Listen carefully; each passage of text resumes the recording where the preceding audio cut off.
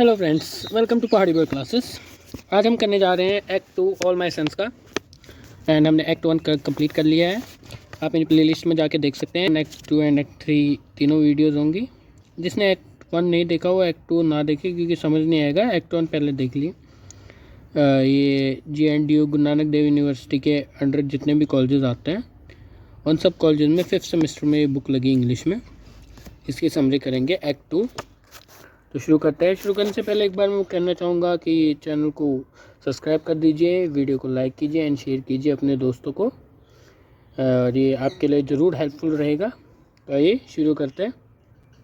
Act 2 में होता क्या, शाम का टाइम होता है। क्रिस जो है वो जो पेड़ लैरी की याद में लगाया गया पेड़ होता है वो टूट चुका होता था, उसको काट रहा होता है। एंड तभी कैट केलर उसकी मम्मी बाहर आती है और वो बोलती है कि एन भी यहाँ आ चुकी है और उसका भाई जॉर्ज भी आ रहा है। वो अपने डैडी स्टीवर से भी मिल चुका है। मुझे षड्यंत्र की मीन्स ऐसा लग रहा है कि ये कोई खिचड़ी पका रहे हैं या कुछ ऐसा प्लान कर रहे हैं, कुछ जानना चाहते हैं केस से रिलेटेड, और ये शायद केस को रीओपन करवाना चाहते हैं।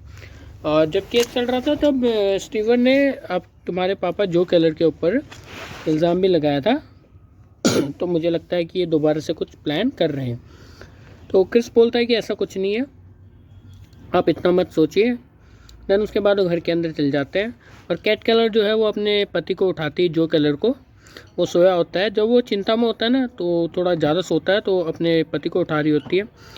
दैन क्रिस और एन जो होते हैं वो प्लान कर रहे होते हैं कि उन्हें अपनी ये बात, शादी की बात जो है अपनी मम्मी को बतानी है, केट केलर को। पर जो क्रिस होता है वो थोड़े अपनी मम्मी का अच्छे मूड का इंतज़ार कर रहा होता है। जब वो खुश हो तो तब बताना चाहता है। इतने में सू बेल्सिस आती है, डॉक्टर जिम बेल्सिस की वाइफ। सू बेल्सिस आती है और वो अपने पति को ढूंढते हुए आती है। सू बेल्सिस जो है वो थोड़ी शक्की किस्म की औरत है। वो बहुत ज़्यादा शक करती है अपने पति पे, और अगर उसके कोई क्लाइंट लेडी हो, उसके पति की क्लाइंट लेडी हो, तो वो ज़्यादा ही शक करती है। उसे बिल्कुल पसंद नहीं है, वो बहुत ज़्यादा शक्की। तो वो आती है अपने पति को ढूंढते हुए, क्योंकि उसका पति घर पे नहीं होता। तो उसे एन बताती है कि जिम बेल्सिस जो है वो उसके भाई को, जॉर्ज को लेने स्टेशन गए हैं। तो इस बात पे नाराज़ हो जाती है। वह एन को बताती है कि उसका पति जो है परिवार से रिलेटेड मीन्स उसको बिल्कुल परवाह नहीं है, और पारिवारिक जीवन जो है उसका उसके बिल्कुल परवाह नहीं करता, मतलब वो। और दूसरी तरफ जो है कि हमेशा जो है एक्सपेरिमेंट करता है मेडिसिन वगैरह से रिलेटेड, और अपने काम को रिलेटेड बहुत मीन्स पंक्चुअल है हर चीज़ में, काम से रिलेटेड, पर फैमिली को इग्नोर मारता है। और कितनी बार तो वो महीनों महीनों से घर से बाहर रहता है काम के सिलसिले में। हालांकि उसने बहुत बड़ी उपाधि हासिल की है, वो बहुत अच्छा डॉक्टर है, पर फिर भी उसे थोड़ा बहुत अपने परिवार के और ध्यान देना चाहिए, वो ऐसा बताती है। और सू बेल्सिस को ऐसा लगता है कि इस सब के पीछे जो है वो क्रिस का हाथ है, क्योंकि क्रिसी मीन्स उसके विचार जो हैं उसी से प्रभावित होकर जिम बेल्सिस ज़्यादा इसमें इन्वॉल्व हुआ है, उसे ऐसा लगता है। तो फिर उसके बाद ये भी कहती है कि क्रिस एक अच्छा आदमी है, उसे तुम छोड़ना मत। हाँ, भले वो आतंकवादी होने का नाटक करता है, क्योंकि जब वायुसेना में वो ख़राब सिलेंडर भेजे गए थे और 21 लोग मारे गए थे, और जो और स्टीवर पे केस चल रहा होता है, तो क्रिस से अपने पापा की फैक्ट्री संभालता है और वहाँ से अच्छी खासी इनकम भी अर्न करता है। तो वो बोलती है कि अगर असली में ऐसा होता तो वो क्रिस जो है वो आदर्शवादी होता, बहुत अच्छा आदमी होता। तो ऐसा अपने पापा के वहाँ कभी काम नहीं करता, पर वो वहीं काम करता है, वहाँ से अर्निंग करता है। तो उसे ऐसा लगता है कि वो बिल्कुल आदर्शवादी नहीं है, बस उसका ढोंग करता है आदर्शवादी होने का। ठीक है, तो उसके बाद सुई के जो थॉट्स होते हैं उसके एन जो है बिलीव नहीं करती है, उससे सहमत नहीं होती है। और सुई उसको ये भी बोलती है कि उसका जो पापा है, जो बेल्सिस जो केलर, वो भी इस 21 लोगों की मौत का कारण है। तो इससे थोड़ा वो परेशान हो जाती है एन, और क्रिस को इस बारे में पूछती है।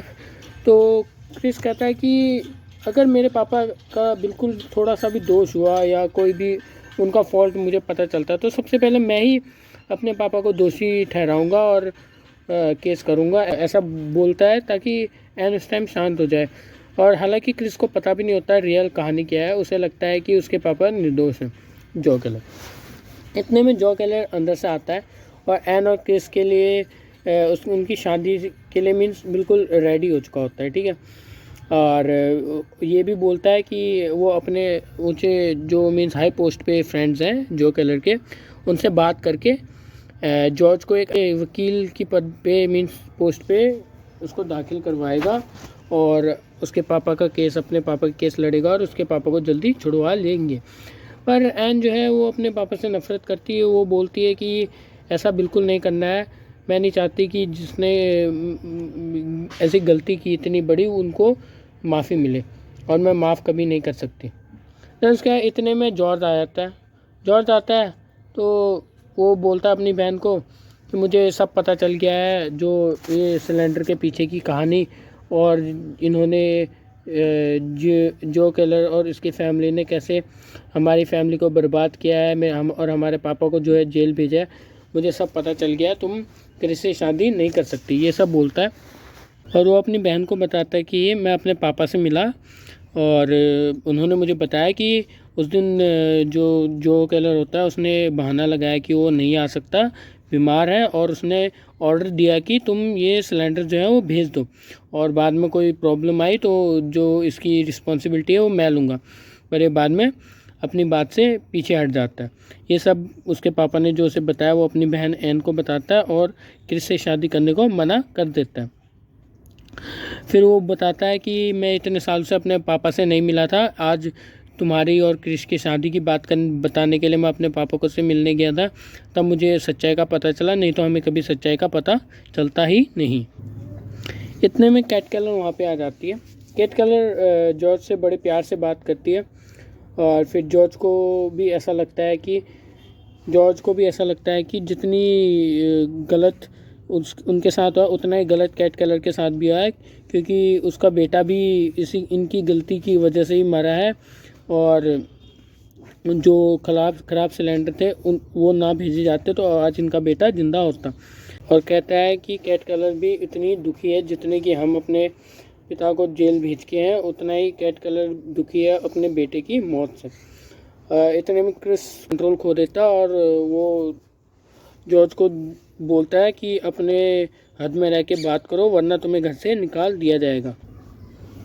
अब जो केलर बोलता है कि ऐसा बिल्कुल नहीं है कि मेरी गलती थी, और वो स्टीवर्ट की बहुत सारी लापरवाही की कहानियाँ भी बताता है, उदाहरण देता है, मीन एग्जांपल बताता है कि उसने इतनी बार ये सब लापरवाही की है। और फिर वो जो है वो जॉर्ज को बोलता है कि मैं तुम्हारी फैमिली की हमेशा हेल्प करूँगा, ये सब बोल रहा होता है। तो उसकी बीवी बोलती है, इतने में कैट केलर जो उसकी बीवी होती है वो बोलती है कि हाँ, जो केलर जो उसने हमेशा तुम्हारी फैमिली की हेल्प की है और आगे भी करते रहेंगे, वो कभी बीमार भी नहीं हुए, वो ऐसा बोल देती है। तो इतने में कैट केलर को ठीक करते हैं, जो बोलते हैं कि वो एक बार बीमार हुए थे, उनको फ्लू हुआ था जब वर्ल्ड वॉर 2 चल रही थी। जॉर्ज झूठ पकड़ने में वैसे बहुत तेज होता है। एन का ध्यान जो की और केट के कथन पे मीन्स बात पे लगाता है कि देखिए अभी कैट केलर ने कहा वो कभी बीमार नहीं हुआ था, पर जो उसको ठीक करता है कि वो एक ही बार बीमार हुआ, और वो भी जब सिलेंडर ख़राब हुए थे और वर्ल्ड वॉर की बात। ये सब बातें सुन के उनको थोड़ा शक उनका यकीन में बदलने लग पड़ता है। फिर जो जॉर्ज होता है वो बोलता है कि इसी जो 21 पायलट्स मरे थे, हो सकता है इसमें आपका बेटा लैरी भी हो। और फिर जो उसको गुस्से से बोलता है कि लैरी ने कभी जो है वो P-40 एरोप्लेन्स नहीं चलाए, और वो कभी भी मीन्स एरोप्लेन नहीं चलाया था उसने, ऐसे बताता है। तो क्रिश को अब उसकी बातों में ज़्यादा मीन्स विश्वास नहीं रहता है। पहले भी उसे थोड़ा बहुत शक होता है, पर अब उसको विश्वास हो जाता है कि वो झूठ बोल रहा है, उसका पापा बिल्कुल झूठ बोल रहा है जो केलर, कि उसको हर घटना का भी पता, और वो कभी बीमार नहीं हुआ, और एक ही बार बीमार हुआ वो भी उसी टाइम बीमार हुआ, ये सब उसको पता चलता है। तो उसे लगता है कि नहीं, उसका पापा बिल्कुल झूठ बोल रहा है, और वो 21 जो लोग मरते हैं, पायलट मरते हैं, वो उनका जिम्मेदार जो है अपने पापा को समझने लग पड़ता है।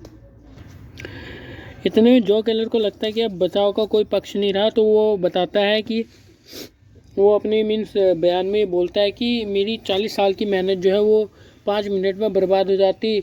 एयरफोर्स वालों को जो है वो बहुत जल्दी में चाहिए थे सिलेंडर्स जो हैं, और हम उन्हें ना भेजते तो हमें बर्बाद कर देते। उस टाइम वैसे भी सबको पैसे कमाने के चक्कर में थे, हमने भी थोड़े से पैसे कमाने के चक्कर में वो ख़राब सिलेंडर भेज दिए, और हमें लगा कि वायुसेना के अधिकारी जो है वो चेक करेंगे और इनको जब तक वापस भेजेंगे तो तब तक हम नए सिलेंडर्स बना लेंगे और हम इनको आपस में बदल देंगे। फिर इतने में वो ये बोलता है कि मैं तो थोड़े पैसों में भी अपना गुजारा कर लेता है, ये सब मैंने तुम्हारे लिए ही किया है और अपने बच्चों के लिए किया है। जो सब ने किया था लड़ाई के दौरान, सब पैसा कमाना चाहते थे, कहीं ना कहीं से पैसा बना रहे थे, तो थोड़ा मैंने भी किया, तो उसमें गलत क्या है, मुझे गुनहगार नहीं समझना चाहिए। जो क्रिस उसका बेटा होता है उसको बहुत बड़ा सदमा लगता है एक हिसाब से। वो सोचने लगता है कि मेरे पापा ने 21 लोगों की हत्या की है। वो अपने पापा को एक जानवर से भी बुरा समझता है और क्रिस को इतना गुस्सा आता है कि वो अपने पापा की जीभ काट देना चाहता है और वो घर से चला जाता है। एक्ट 2 में इतना ही था। आशा करता हूँ आपको पसंद आया होगा और समझ में आया होगा। तो वीडियो को लाइक कर दीजिए, चैनल को सब्सक्राइब कीजिए और वीडियो को शेयर ज़रूर कीजिए अपने दोस्तों को, ताकि वो बच्चे भी पढ़ सकें और अपने पेपर में अच्छे मार्क्स ले सकें। Thank you.